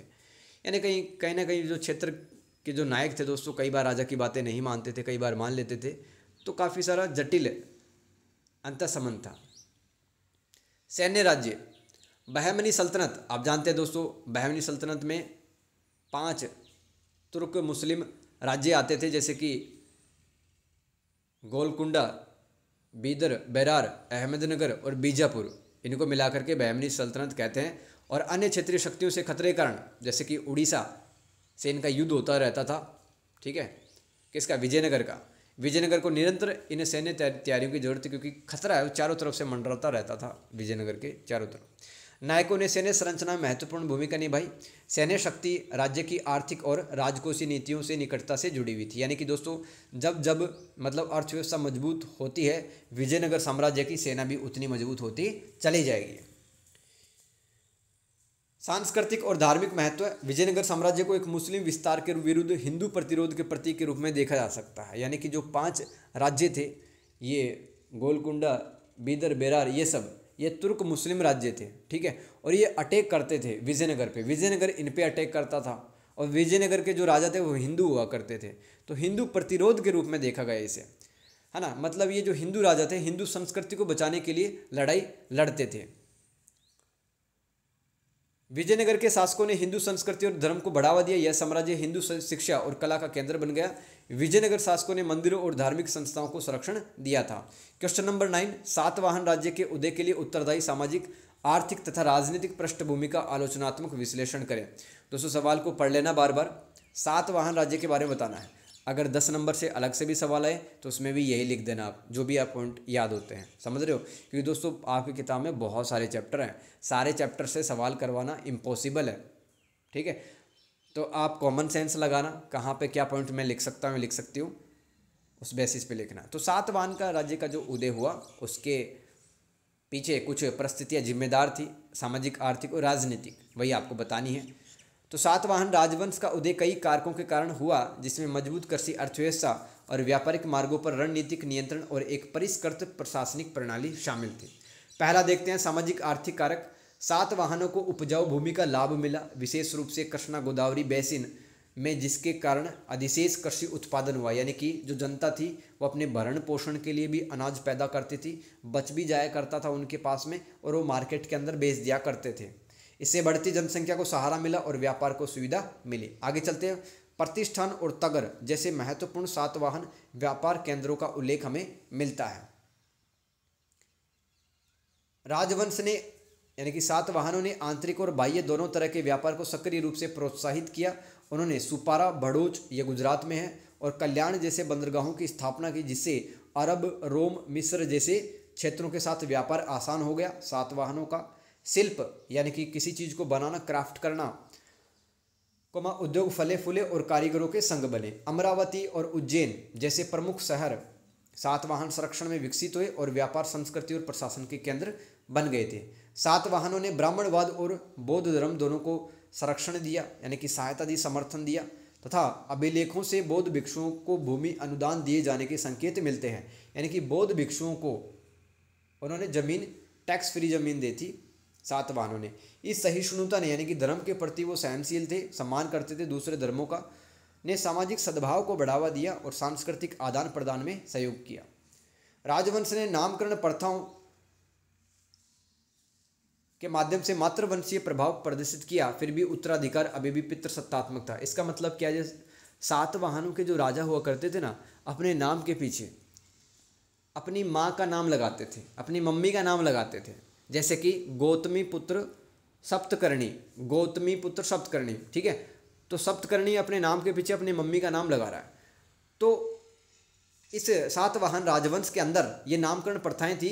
इससे पता चलता है कि जो उस टाइम पर जो महिलाएं थी उनकी स्थिति अच्छी खासी रही होगी। लेकिन अभी भी गद्दी पे कौन बैठता था, एक पुरुष एक मेल बैठता था। तो इनका जो उत्तराधिकार का जो पहलू है वो पितृसत्तात्मक था, पेट्रियार्कियल, उसके अंदर कुछ गुण थे। राजनीतिक कारक देखो, सातवाहन प्रशासन त्रिस्तरीय सामंती व्यवस्था पर आधारित था, जिसमें राजा सबसे ऊपर होता था, उसके बाद महाभोज और सेनापति होते थे। तो ये त्रिस्तरीय सामंती व्यवस्था थी इसके अंदर सातवाहनों में। सातवाहनों के पास एक मजबूत सैन्य बल था, जिसमें पैदल सेना, घुड़सवार सेना और हाथी शामिल थे। सैन्य शिविर प्रशासनिक केंद्रों के रूप में काम किया करते थे। अलग अलग जगहों पे सैन्य शिविर बने होते थे। ये सैन्य शिविर आपस में कांटेक्ट करते थे, किस तरह से लड़ना है, किस तरह से हथियार और जो राशन सामग्री वो पहुंचानी है। राजवंश ने सैन्य अभियानों और रणनीतिक गठबंधनों के माध्यम से अपने क्षेत्र का विस्तार किया तथा प्रमुख व्यापारिक मार्गों और संसाधनों पर नियंत्रण हासिल किया। तो सातवाहनों ने छोटे छोटे राज्यों के साथ में दोस्ती की, समझौते किए, ठीक है, गठबंधन बनाए कि हमारे ऊपर अटैक होगा तो तुम भी ये समझना तुम्हारे ऊपर अटैक हो गया तो तुम हमारी हेल्प करना। इस तरह से उन्होंने साम्राज्य विस्तार किया। सातवाहनों ने एक परिष्कृत प्रशासनिक प्रणाली विकसित की जो कि महामात्रों द्वारा शासित होती थी। महामात्र एक इनके अधिकारी होते थे प्रशासनिक। मानकीकृत सिक्कों के जारी होने से व्यापार और आर्थिक गतिविधि में सुधार हुआ। मानकीकृत मतलब भाई ये सिक्का इसी वजन का है, इस सिक्के का यही मोल है, यही भाव है ना, यही कीमत है, ये होता है मानकीकृत सिक्का। अंततः सातवाहनों का पतन हो गया, साम्राज्य विखंडित या टूट गया और वाकाटक, कदंब और इक्ष्वाकु जैसी क्षत्रिय शक्तियां उभर कर सामने आई। आगे चलते हैं। क्वेश्चन नंबर 10, राजपूतों के अधीन राज्यों के निर्माण की प्रक्रिया का परीक्षण करें। आ सकता है दोस्तों, इंपॉर्टेंट मुझे लग रहा है इस साल। राजपूत राज्य निर्माण की प्रक्रिया में भूमि वितरण, सैन्य शक्ति और रणनीतिक विवाह गठबंधनों के माध्यम से कुलों का एकीकरण शामिल था। फलता है पश्चिमी और मध्य भारत में कई राज्यों की स्थापना है। देखो, राजपूतों के अंदर काफ़ी सारे वंश हैं और उन वंशों के बीच में आपस में शादियाँ वगैरह भी हुआ करती थी, ठीक है। और इस तरह से मतलब उन्होंने एक अच्छी खासी ज़मीन पर अपना कंट्रोल स्थापित किया, अपने सैन्य शक्ति को बढ़ाया। कुछ ऐसे रणनीतिक विवाह, स्ट्रेटेजिक उन्होंने शादियाँ की जिससे कि दो कुलों के बीच में या दो राजवंशों के बीच में संबंध अच्छे हो जाए। तो वंश एकीकरण और भूमि वितरण देखते हैं। राजपूत वंश जो अक्सर क्षत्रिय यानी कि जो समाज की रक्षा करता है, ठीक है, जो लड़ाका जाति के थे, क्षत्रिय का दर्जा प्राप्त होने का दावा करते थे, ने सैन्य कौशल के माध्यम से यानी कि उन्होंने अपना मिलिट्री स्किल्स है उनको डेवलप किया और आसपास के क्षेत्रों पर प्रभुत्व स्थापित किया। उन्होंने अपने कुलों और विभिन्न श्रेणी के सामंतों के बीच भूमि वितरित की जिससे एक पदानुक्रमिक व्यवस्था बन गई। इसमें भी थोड़ा सामंती गुण आ जाते हैं राजपूतों का जो शासन व्यवस्था उसके अंदर। इस भूमि वितरण के कारण प्रादेशिक और प्रशासनिक इकाइयों का गठन हुआ तथा शासकों की शक्ति को प्रदर्शित करने के लिए अक्सर किलेबंद केंद्र बनाए जाते थे। तो बहुत सारे ऐसे किले राजस्थान में बने हैं, ठीक है। सामंती व्यवस्था, राजपूत राज्यों ने यूरोप के समान सामंती व्यवस्था अपनाई जहां राजा अपने सरदारों को सेवा और करों के बदले भूमि प्रदान करता था और ये जो सरदार थे ये टाइम आने पर इमरजेंसी में उस राजपूत राजा की हेल्प करते थे। ये कुलीन लोग या सरदार बदले में अपनी भूमि का प्रबंधन करते थे और टैक्स कलेक्ट करते थे जिसे अक्सर जागीर कहा जाता था। जागीर मतलब जिस ज़मीन पे जो ज़मीन उनको मिली है उन पर वो कुछ भी उगा रहे हैं, कुछ अंश राजा को दे दिया, कुछ अंश अपने पास रख लिया, तो जागीर कहलाते थे। इस प्रणाली ने शासन के लिए एक संरचना प्रदान करने के साथ साथ संभावित संघर्षों और सत्ता के विखंडन को भी जन्म दिया। यानी कि समय के साथ में जो सामंत थे वो ताकतवर हो गए, राजा की बात नहीं मानते थे और ऐसे विकेंद्रित सत्ता के कारण से विखंडन की प्रक्रिया चलने लग गई। विवाह गठबंधन, तो विभिन्न राजपूत वंशों के बीच अंतः विवाह या इंटरमैरिज ने भी सत्ता को मजबूत करने और सामाजिक वैधता स्थापित करने में महत्वपूर्ण भूमिका निभाई। यानी कि स्ट्रेटेजिक शादियाँ होती थी पहले, ठीक है, कि आप अगर रिश्ते में जुड़ रहे हो हमारे साथ में तो हमारे जो रिलेशंस हैं वो अच्छे होंगे, बेटर होंगे, हम लड़ाई नहीं लड़ेंगे भविष्य के अंदर। इसी तरह से शादियाँ होती थी। इन गठबंधनों ने रिश्तों का एक नेटवर्क, ऐसा नेटवर्क बनाया जिससे शक्तिशाली कुलों के प्रभाव और नियंत्रण बढ़ाने में मदद मिली। कुल यानी कि परिवार या वंश। नई राजनीति का उदय, राजपूत वंश जैसे कि गुर्जर, प्रतिहार, गुहिला, परमार, चौहान राजनीतिक अनिश्चितताओं का फायदा उठाकर प्रमुखता में आ गए थे। उनको लगा कि भाई जो भारत में केंद्रीय शक्ति कोई नहीं है, ठीक है, क्यों ना हम इलाकों, अब हमारे जो इलाके हैं उन पर अच्छे से शासन करें, स्वतंत्रता से शासन करें। इन वंशों ने सदियों तक राजनीतिक परिदृश्य यानी कि पॉलिटिकल लैंडस्केप पर अपना प्रभुत्व या दबदबा बनाए रखा तथा पश्चिमी एवं मध्य भारत के इतिहास को आकार ये देते रहे। चुनौतियाँ और संघर्ष देखो, अपनी सैन्य शक्ति के बावजूद राजपूत राज्य परस्पर ऐसे संघर्ष रहते। काफ़ी राजपूत कुलों के या वंशजों के संबंध अच्छे नहीं थे। इनमें मजबूत केंद्रीय सत्ता का अभाव भी था जिससे वे आक्रमणों के प्रति असुरक्षित हो जाते थे। जैसे कि दोस्तों पृथ्वीराज चौहान है, ठीक है, मोहम्मद गौरी ने क्यों रहा है बार बार, ठीक है, क्योंकि दोस्तों अनेक राजपूत जो वंश थे उन्होंने साथ नहीं दिया था, राइट। तो बाहरी आक्रमण के प्रति असुरक्षित हो जाते थे क्योंकि आपसी संघर्ष भी इनका चलता रहता था। सामंती संरचना ने शासन के लिए एक ढांचा प्रदान करने के साथ साथ संसाधनों और शक्ति के लिए विखंडन और प्रतिस्पर्धा को जन्म दिया था। सामंती संरचना भी कहीं ना कहीं जिम्मेदार थी विखंडन के लिए। क्वेश्चन नंबर 11, बौद्ध काल में भू क्षेत्रीय राज्यों के उद्भव की व्याख्या करें। दोस्तों पहला ही सवाल आपको देखने के लिए मिल सकता है क्योंकि मैंने प्रीवियस ईयर देखे थे, पहला सवाल यही आता है। आपको किसी भी सवाल के अंदर महात्मा बुद्ध का नाम मिल जाए और ऐसे क्षेत्रीय राज्य मिल जाए तो आप सीधा यही आंसर लिख देना, ठीक है, क्योंकि ये पिछली बार दिसंबर में तो आया नहीं था, इस बार क्या पता ये आ सकता है, चांस बन रहा है। बुद्ध के युग में भारत का राजनीतिक परिदृश्य या माहौल छोटे छोटे जनजातीय जनपदों से अब बड़े क्षेत्रीय राज्यों में परिवर्तित हो गया, जिन्हें महाजनपद कहा जाता है। आप सभी जानते हैं दोस्तों, महात्मा बुद्ध के समय भारत में 16 शक्तिशाली महाजनपद थे, और इसमें अंततः जो मगध था दोस्तों, महाजनपद बहुत तगड़ा बना। उसके बाद में मौर्य साम्राज्य भारत में स्थापित हुआ।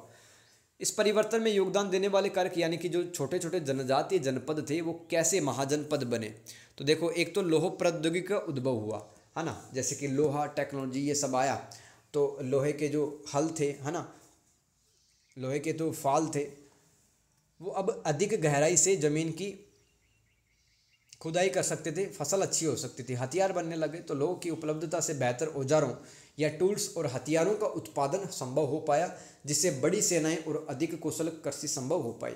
रणनीतिक स्थान और संसाधन, तो मगध को विशेष रूप से उपजाऊ गंगा घाटी में अपनी स्थिति, लोह एस्क तक पहुंच और प्रमुख व्यापारिक मार्गों पर नियंत्रण करने का लाभ मिला। यानी कि दोस्तों, मगध इतना ताकतवर क्यों हो पाया, क्योंकि उनके पास में रॉ मटेरियल था, कच्चा माल था, लोह एस्क, उसकी वजह से उन्होंने हथियार बनाए, उन्होंने कृषि क्षेत्र में भी विकास किया, और इतनी जो भारी भरकम सेना थी उनका भी भरण पोषण किया, क्योंकि ये गंगा घाटी में इनका लोकेशन था मगध का, ठीक है। तो अच्छी उपजाऊ जमीन पर अच्छा अनाज पैदा होगा, आप अपनी सेना को अच्छे से रख सकते हो। व्यापार और शहरीकरण का विकास, तो महाजनपदों में कस्बों और शहरों का विकास हुआ, व्यापार और आर्थिक विकास को बढ़ावा मिला, फलता है अधिक संगठित राजनीतिक संरचनाओं की आवश्यकता महसूस हुई। यानी कहीं ना कहीं व्यापार और शहरीकरण को कंट्रोल करने के लिए ऐसी अब आवश्यकता महसूस हुई, कोई ना कोई राजनीतिक संस्था होनी चाहिए। राजनीतिक महत्वाकांक्षा और युद्ध, मगध जैसे महत्वाकांक्षी शासकों ने विजय और रणनीतिक गठबंधनों के माध्यम से सक्रिय रूप से अपने क्षेत्रों का विस्तार किया मगध ने, जिससे सत्ता का सुदृढ़ीकरण यानी कि उनकी सत्ता मजबूत हुई। प्रशासनिक एवं सैन्य संगठन, तो महाजनपदों ने अपने बड़े क्षेत्रों और जनसंख्या के प्रबंधन के लिए अधिक परिष्कृत प्रशासनिक और सैन्य प्रणालियाँ विकसित किए थे। आप तो बस वर्ड्स पकड़ लो, आप जैसे कि परिष्कृत प्रशासनिक प्रणाली बार बार आ रहा है, ठीक है, तो ऐसे जो वर्ड है ना वो लिखो आप एग्जामिनर को इम्प्रेस करने के लिए, भले ही ज़्यादा वर्ड्स मत लिखो, राइट, पन्ने भरने से नंबर नहीं मिलते, कम लिख दो, कंटेंट की क्वालिटी शानदार होनी चाहिए। धार्मिक और सामाजिक परिवर्तन, तो सामाजिक समानता और नैतिक आचरण पर जोर देने के साथ बौद्ध धर्म के उदय ने मौजूदा सामाजिक पदानुक्रमों को चुनौती दी। तो मौजूदा सामाजिक पदानुक्रम क्या थे कि जो ब्राह्मणवाद था उसके अंदर रूढ़िवादिता आ गई थी, बहुत कठिन अनुष्ठान और कर्मकांड होने लग गए थे, और दलित महिलाओं इनकी स्थिति है वो और ज़्यादा खराब होती चली गई थी। तो बौद्ध धर्म जैसे ही आया, बौद्ध धर्म की तरफ लोग आकर्षित हो गए, ये एक परिवर्तन था। प्रमुख महाजनपद, पहला मगध, वर्तमान बिहार में स्थित यह नगर अपनी रणनीतिक स्थिति, समृद्ध संसाधनों और बिंबिसार और अजातशत्रु जैसे राजा हुए हैं मगध के, तो इनके कारण मगध काफ़ी ताकतवर एक महाजनपद था। ऐसे ही कौशल था दोस्तों, वर्तमान उत्तर प्रदेश में यह शक्तिशाली राज्य था, इसका मगध के साथ में संघर्ष होता रहता था, वत्स भी था। आधुनिक प्रयागराज, जिसको अपन इलाहाबाद बोलते थे पहले, के पास स्थित यह राज्य अपनी समृद्धि और व्यापार के कारण जाना जाता था। अवंती, यह मध्य प्रदेश के मालवा क्षेत्र में स्थित था। इसकी दो राजधानियाँ थी अवंती की, एक तो उज्जैनी जिसको आज अपन उज्जैन के नाम से बोलते हैं, उज्जैन जिला है एमपी का, और महिष्मती, इसको महेश्वर के नाम से जाना जाता है। अब इसकी दो कैपिटल थी अवंती महाजनपद की। महावीर और गौतम बुद्ध के समय अवंती के राजा कौन थे? चंड प्रद्योत थे, बहुत ही तगड़े राजा हुआ करते थे चंड प्रद्योत। तो आप और भी लिख सकते हो, जैसे कि आप मत्स्य महाजनपद के बारे में लिख सकते हो कि वो राजस्थान के अलवर भरतपुर में फैला हुआ था। ऐसे मल महाजनपद के बारे में लिख सकते हो। तो जितने भी 4-5 जो भी हैं वो लिख देना आप मजबूत। महाजनपद। क्वेश्चन नंबर 12, विजयनगर शासकों के अधीन नायक व्यवस्था की विशेषताओं पर चर्चा करें। ठीक है, ये सवाल पूछा गया है दोस्तों और रिपीट हो सकता है। विजयनगर शासकों के अधीन नायक व्यवस्था की विशेषताओं की चर्चा करें। तो नायक व्यवस्था विजयनगर साम्राज्य में एक प्रमुख प्रशासनिक और सैन्य संरचना थी। इसमें नायक या फिर इसको अमर नायक भी कहा करते थे के नाम से जाने जाने वाले सैन्य प्रमुखों को उनकी वफादारी, सैन्य सेवा और साम्राज्य में राजस्व योगदान के बदले भूमि और अधिकार प्रदान करना शामिल होता था। यानी कि दोस्तों राजा है, वो अपने, देखो विजयनगर बहुत बड़ा था साम्राज्य, और विजयनगर साम्राज्य के जो अलग अलग क्षेत्र थे वहाँ पर शासन करने के लिए दोस्तों नायकों को लगाया जाता था। और नायक है, सेना रखता था, उसको ज़मीन मिलती थी और वहाँ पे फसल उत्पादन करके कुछ अंश है उसका राजस्व का वो राज्य को दिया करता था। और साथ में नायक वफादार रहता था, लॉयल रहता था, सैन्य सेवा देता था। ठीक है, विजयनगर शासकों ने नायकों को क्षेत्र, जो नायक को जो क्षेत्र दिए जाते थे उनको अमरम कहा जाता था, आवंटित किए, जो बाद में इन क्षेत्रों के प्रशासन और रखरखाव के लिए जिम्मेदार बन गए। यानी कि अमरम का जो अमरम क्षेत्र थे इनका रिस्पॉन्सिबिलिटी किसका था? नायक संभालते थे अमरम को। नायकों को एक स्थायी सेना बनाए रखने तथा आवश्यकता पड़ने पर विजयनगर से सेना को सैन्य बल उपलब्ध कराने की आवश्यकता होती थी। नायक अपने क्षेत्रों से राजस्व वसूलते थे तथा उसका एक अंश राज्य को देते थे। इस प्रणाली में सामंती विशेषताएं प्रदर्शित होती है जिसमें नायक अपने निर्धारित क्षेत्र में स्थानीय शासकों के रूप में कार्य करते थे। नायकों को पर्याप्त स्वायत्तता या स्वतंत्रता प्राप्त थी, लेकिन फिर भी वे विजयनगर शासकों के अधीन यानी कि उनके नीचे रह करके उनकी संप्रभुता स्वीकारते थे। यानी कि जो विजयनगर साम्राज्य का जो भी राजा कुछ भी कह देता था उसका कहना मानते थे, फॉलो करते थे उसकी बातों को। कौन? नायक। हालांकि अपने इलाके में वो स्वतंत्र रूप से शासन कर रहे थे। समय के साथ कुछ नायकों ने महत्वपूर्ण शक्ति और प्रभाव हासिल कर लिया। जब जब उनको लगा कि विजयनगर का जो राजा है वो कमजोर पड़ रहा है तो उन्होंने अपने क्षेत्र पर और ज़्यादा पकड़ मजबूत कर ली, जिससे कभी कभी केंद्रीय प्राधिकार के साथ संघर्ष हुआ। प्राधिकार मतलब अथॉरिटी। नायक अपने क्षेत्र में कानून व्यवस्था बनाकर न्याय प्रदान करने में भूमिका निभाते थे। नायक किले बनवाते थे और अपना दरबार स्थापित करते थे। आगे चलते क्वेश्चन नंबर 13, मुगलों के अधीन मनसब और जागीर व्यवस्था को आलोचनात्मक विश्लेषण करें। दोस्तों मनसब और जागीर प्रणालियां आप जानते हैं मुगल साम्राज्य के कामकाज में महत्वपूर्ण भूमिका निभाती थी। मनसबदारी प्रणाली क्या थी दोस्तों? यह नागरिक एवं सैन्य दोनों अधिकारियों के लिए एक पदानुक्रमिक संरचना थी। यानी कि कोई नागरिक अधिकारी है या फिर कोई सैन्य अधिकारी है, उन सबको मनसब बना दिया जाता था, है ना, जो भी योग्य राजा को लगता था। प्रत्येक अधिकारी के पास एक मनसब होता था जिसे जात और सवार रैंकों के द्वारा दर्शाया जाता था। जात और सवार क्या थी दोस्तों? जात रैंक मनसबदार की स्थिति और वेतन को दर्शाता था। जैसे कि दोस्तों कांस्टेबल होता है, एसआई होता है, उसके ऊपर एसएचओ होता है ना, फिर आईपीएस होता है, ये रैंक होती है ना। तो ऐसे ही जात रैंक थी, वो दरबार में एक मनसबदार की स्थिति बताती थी और उसका सैलरी कितना वो बताती थी। जबकि जो सवार रैंक है वो घुड़सवार सेना की संख्या को बताता, जैसे कि 5000, है ना, यानी कि 5000 की जो घुड़सवार सेना है उसका कंट्रोल करेगा वो मनसबदार। तो मनसबदार सैन्य और नागरिक प्रशासन दोनों के लिए जिम्मेदार होते थे तथा प्रमुख विभागों में इनको नौकरियां भी मिलती थी मनसबदारों को। यह प्रणाली समय के साथ विकसित हुई। अकबर ने इसकी दक्षता व सैन्य क्षमता को बढ़ाने के लिए महत्वपूर्ण सुधार किए मनसबदारी में। इस व्यवस्था ने मुगल साम्राज्य में स्थिरता बनाए रखी। मनसबदारों में परस्पर प्रतिस्पर्धा से संघर्ष बढ़ा, मुगल साम्राज्य अस्थिर हो गए। फिर जागीर प्रथा देख लो। अब जागीर प्रथा, मुगल काल में अधिकारियों को वेतन के बदले जमीन दी जाती थी, इसी जमीन को जागीर कहते हैं। जागीरदार अपनी निर्धारित जागीरों से राजस्व कलेक्ट करता था, कानून व्यवस्था बनाए रखता था। जागीरें हस्तांतरण होती थी, यानी कि ट्रांसफ़र किया जा सकता था जागीरों को। ये वंशानुगत होती थी। इस प्रथा ने राजस्व संग्रह में मदद की। एक स्थायी सेना यहाँ पर बनाई रखी जागीरदारों ने। इस व्यवस्था को भ्रष्टाचार, कुप्रबंधन और जागीरों द्वारा किसानों के शोषण जैसी चुनौतियों का सामना करना पड़ा। जागीरों में कमी के कारण भी इस व्यवस्था को संकट का सामना करना पड़ा, जिससे साम्राज्य के सामने वित्तीय संकट खड़ा हो गया, क्योंकि जागीरों से ही तो भू राजस्व आया करता था राजाओं के पास में। तो ये थी जागीर प्रथा, पढ़ लेना, इसको सुन लेना ध्यान से। क्वेश्चन नंबर 14, शासन कला से संबंधित सल्तनत कालीन स्रोतों की चर्चा करें। शासन कला पर मुर्दबर और जियाउद्दीन बर्नी की शैलियों का तुलनात्मक अध्ययन करें।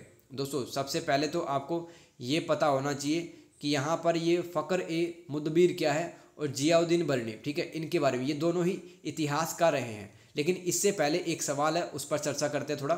शासन कला से यानी कि स्टेट क्राफ्ट, शासन कला से संबंधित सल्तनत कालीन स्रोतों की चर्चा करें। यानी कि आपको सल्तनत काल के बारे में समझना है तो कौन कौन सी ऐसी किताबें या कौन कौन से सोर्स उसकी हेल्प ले सकते हो। तो सल्तनत कालीन स्रोत कौन से है?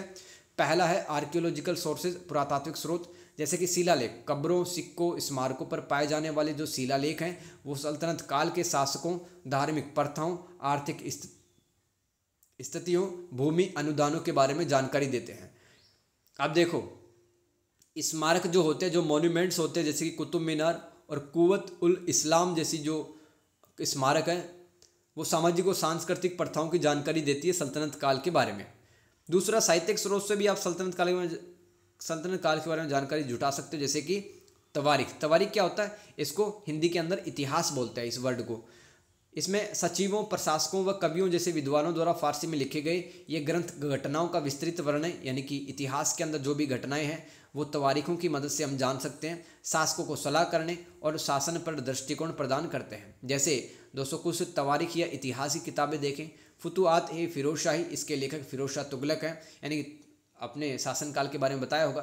तारीख ए मुबारक शाही, अमीर खुसरो की काफ़ी सारी रचनाएँ हैं, उनसे हम सल्तनत काल का इतिहास, घटनाएं जान सकते हैं। ऐसे ही विदेशी यात्रियों के यात्रा वृत्तांत, जैसे कि जो मोरक्को देश है वहाँ के 2 व्यक्ति यहाँ पे आए थे, इब्न बतूता मोरक्को का था, भारत आया, फिर चला गया अपने देश, फिर उसने किताब लिखी रिहला नाम से। रिहला में वो बताया कि सल्तनत काल में ये सब चल रहा था। अब ये दूसरा इसका क्वेश्चन था, फ़खर ए मुदबिर और जियाउद्दीन बर्नी, इनके जो लिखने की जो कला थी, है ना, उनकी शैली क्या थी? शैली का मतलब किस तरह से लिख रहे थे, है ना, क्या कंटेंट था इनके लेखन में? तो फ़खर ए मुदबिर और जियाउद्दीन बर्नी आ सकता है दोस्तों, क्योंकि ये रिपीट हुआ सवाल है। दोनों ही सल्तनत काल के इतिहासकार थे, लेकिन उन्होंने अपने लेखन में अलग अलग शैलियों का इस्तेमाल किया। जैसे कि फ़खर ए मुदबिर की शैली क्या थी?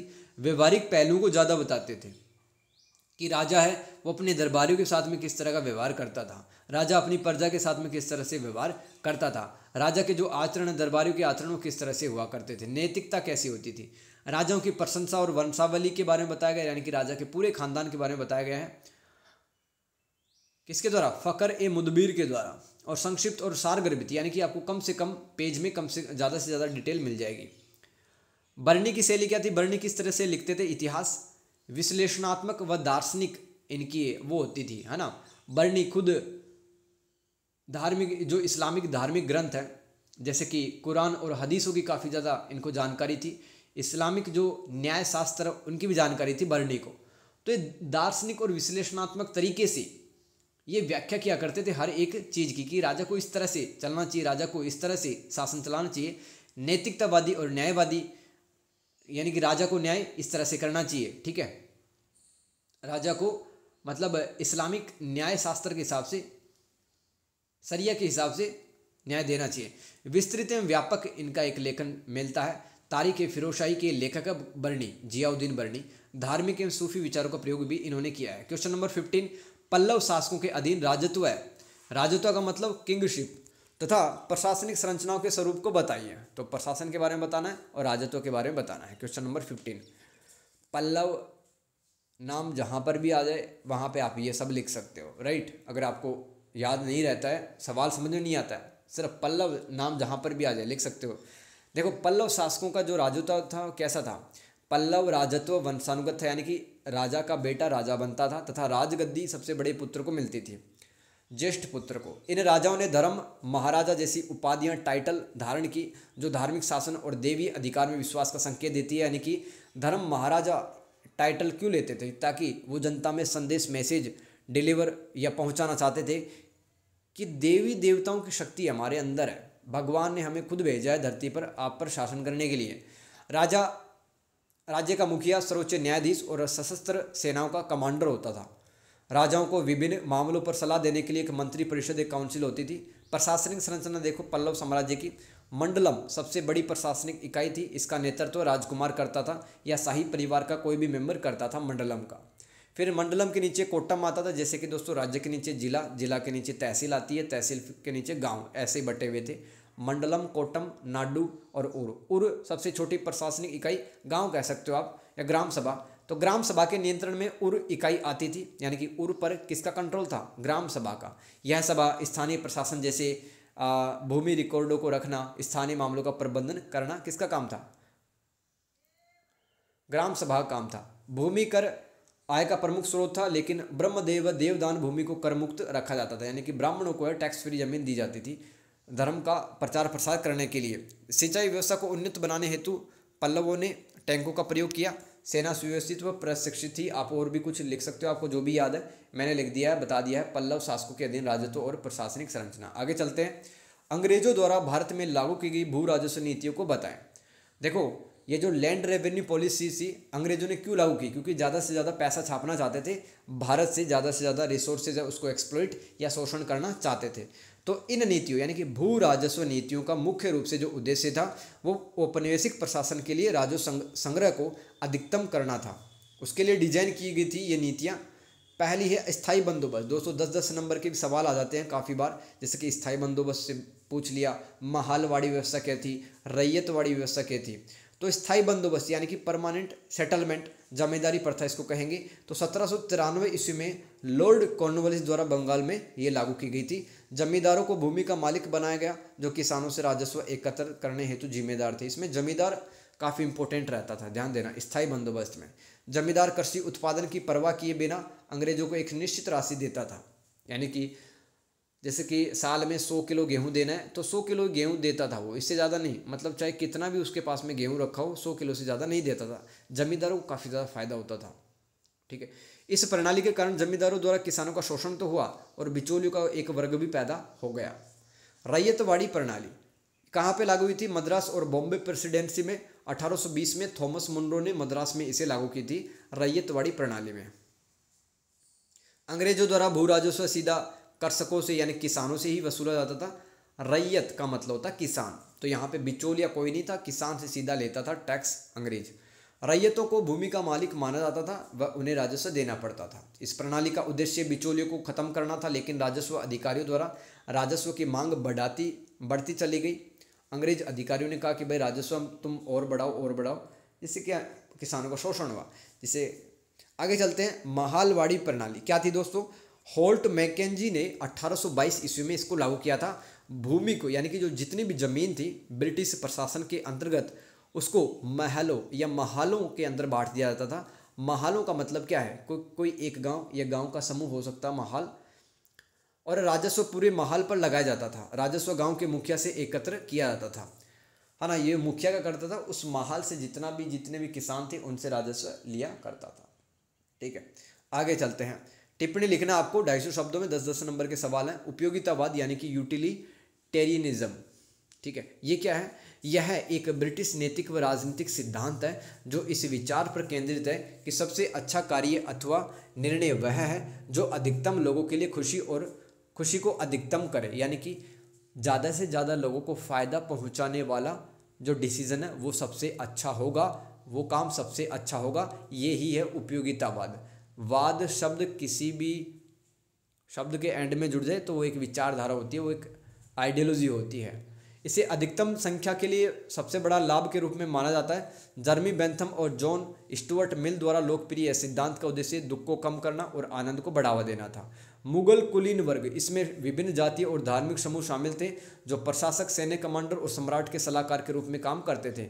इसमें तुरानी, ईरानी, अफगानी, भारतीय, मुसलमान, राजपूत, दक्कनी शामिल थे। कुलीनों के पास यानी कि जिनकी सामाजिक आर्थिक स्थिति मजबूत थी, नोबल्स को क्या कहते हैं? कुलीन कहते हैं। दरबार के अंदर बैठे रहते थे, इनके पास महत्वपूर्ण शक्ति और प्रभाव था। वे राजनीतिक निर्णयों को आकार देते थे और सम्राट के उत्थान व पतन में योगदान देते थे। कुलीन वर्ग भूमि पर नियंत्रण रखता था, राजस्व एकत्र करके राज्य की अर्थव्यवस्था में महत्वपूर्ण योगदान निभाता था। 20 नंबर का भी सवाल आया हुआ है, मुगल कुलीन वर्ग। तो मैंने आपको हिंट दे दिया, इस तरह से बढ़ा चढ़ा के आप लिख के आ जाना। ठीक है। वाकाटक, दोस्तों वाकाटक क्या था? एक प्राचीन भारतीय एक आप साम्राज्य टाइप का समझो, आप राजवंश समझ लो। संस्थापक इसके थे विंध्य शक्ति जी। राजधानी इसकी थी नंदीवर्धन, है ना। आज का जो नागपुर है ना, वहीं पे बसा हुआ था ये नंदीवर्धन। शासनकाल देखो 3वीं ईस्वी से लेके 6वीं ईस्वी तक। एडी का मतलब एनो डोमिनी। ठीक है, 0 ईस्वी के बाद में जो समय स्टार्ट होता है एडी कहते हैं उसको। महत्वपूर्ण इसके जो राजा हुए वाकाटक राजवंश के, परवरसेन प्रथम, रुद्रसेन प्रथम और हरिसेन। इसकी विशेषताएं क्या थी इस शासन की? राजा ब्राह्मण धर्म के संरक्षक थे व इन्हें जमीनें दान में देते थे ताकि ये धार्मिक कार्य संपन्न करवा सकें। इन्होंने अजंता के गुफाओं का निर्माण किया। गुप्त साम्राज्य के साथ सांस्कृतिक व राजनीतिक संबंध स्थापित किए। कला, वास्तुकला, साहित्य के संरक्षक थे कौन? वाकाटक राजवंश के राजा, ये थे वाकाटक। आगे चलते हैं। शुंग और कण्व। तो पहले ही बता चुका हूँ, एक बार और सुन लो। शुंग एवं कण्व राजवंश प्राचीन भारत के मौर्योत्तर काल के दो महत्वपूर्ण शासक परिवार थे। यानी कि जब राजा अशोक की डेथ हो गई उसके 50 साल बाद में दोस्तों ये कण्व और शुंग वंश है ये उभरे मौर्योत्तर काल में। तो शुंग वंश देख लो पहले, इसकी स्थापना पुष्यमित्र शुंग के द्वारा की गई, जिसने अंतिम मौर्य शासक बृहदर्थ को मारकर शुंग वंश की स्थापना की थी। इसका शासनकाल 185 ईस्वी पूर्व से 73 ईस्वी पूर्व के बीच में रहा है शुंग वंश का। राजा इसके महत्वपूर्ण राजा देखो, पुष्यमित्र शुंग, अग्निमित्र, भागभद्र और देवभूति। महत्व है, क्यों जाना जाता है शुंग वंश? शुंगों को हिंदू धर्म को पुनः जीवित करने, विदेशी आक्रमण से रक्षा करने, सांस्कृतिक उत्कर्ष को बढ़ावा देने के लिए जाना जाता है। अंत इसका कैसे हुआ? अंतिम शुंग शासक देवभूति की उसी के मंत्री वासुदेव कण्व ने उसकी हत्या कर दी थी और कण्व वंश की स्थापना की। तो कण्व वंश देखते हैं, और स्थापना इसकी वासुदेव कण्व ने की, और कण्व वंश 72 ईसा पूर्व से 28 ईसा पूर्व के बीच में रहा था। ठीक है, यानी कि बहुत कम साल तक शासन किया। क्षेत्र वर्तमान बिहार। प्रमुख राजा इसके वासुदेव, भूमिमित्र और नारायण। महत्व कण्व वंश का, कण्व ब्राह्मण थे, उन्होंने कला व साहित्य को बढ़ावा दिया। और अंत में दोस्तों सातवाहनों ने कण्वों को उखाड़ फेंका था। कुषाण राज्य। कुषाण राज्य यह एक प्राचीन साम्राज्य था जो पहली से तीसरी शताब्दी ईस्वी तक अस्तित्व में था। कुषाण राज्य मध्य एशिया से उत्तर भारत तक शासन चलता रहा। राजा कनिष्क इसके प्रसिद्ध राजा हुए हैं। कुषाण काल में गांधार शैली का विकास हुआ। कुषाण काल में जो भारतीय और ग्रीक कलात्मक तत्वों का मिश्रण थी। तो जैसे मुगल अपनी वास्तुकला के अंदर फारसी और भारतीय शैलियों का मिश्रण किया करते थे, वैसे ही जो कुषाण राजा थे वो भारतीय और ग्रीक जो शैली होती थी उसका मिक्सचर करते थे। कुषाण राजा बौद्ध धर्म के संरक्षक थे, बढ़ावा दिया बौद्ध धर्म को। जैसे कि जो राजा कनिष्क से उन्होंने बौद्ध धर्म अपनाया था, इन्होंने व्यापार और शहरीकरण को बढ़ावा दिया। तो दोस्तों ये था मेरी तरफ से guess paper important question answer June 2025 के लिए। किस्मत अच्छी रही तो सवाल आएंगे और बनेंगे हमसे, ठीक है। और इतना कॉन्फिडेंस तो आ ही गया होगा कि मैं पास हो सकता हूँ या पास हो सकता हूँ, ठीक है। थैंक यू, मेरे को आप सपोर्ट करते रहें। कमेंट करना, आपको जो भी सजेशन देना है। कमियां हो सकती हैं, ठीक है, क्योंकि मैं भी आपकी तरह लर्नर हूँ।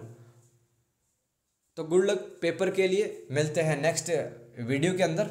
तब तक के लिए अपना ख्याल रखिए। इसी वीडियो को 4-5 बार देख लो, टाइम है तो लिख लिख के याद कर सकते हो। इसी के साथ में दोस्तों कमेंट बॉक्स में आपको दिसंबर 2024 का जो पेपर लगा था उसकी सॉल्यूशन वीडियो का लिंक मिल जाएगा, उसको भी देख लेना, क्योंकि प्रीवियस ईयर के सवाल रिपीट हो जाते हैं काफ़ी बार। Thank you so much everyone, ठीक है। अपना ख्याल रखिए, खुश रहिए, टेक केयर, गुड बाय। और पेपर ख़त्म होने के बाद में दोस्तों आपको इसी वीडियो के नीचे कमेंट करके जाना है कि पेपर हमारा कैसा हुआ, ठीक है। आपको फीडबैक देना है, रिव्यू करना है आपको, ठीक है। Thank you, good bye.